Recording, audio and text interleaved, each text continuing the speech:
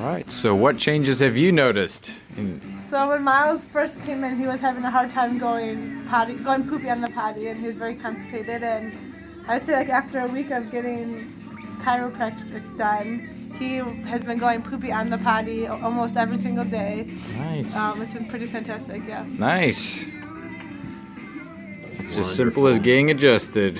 Almost. Yeah, we tried some of the laxatives that the doctors recommended, and even with that we didn't get much success, but with coming here it was pretty immediate. Well, that is what we like to hear.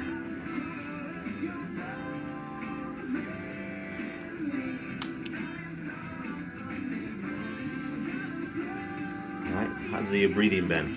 A little stuffy. Yeah, this time of year we might get a little bit of that too. Do a little sinus work.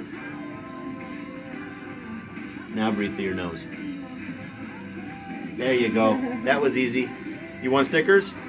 You say thank you? Good knuckles? Bye-bye. Go get some stickers up front. Yeah.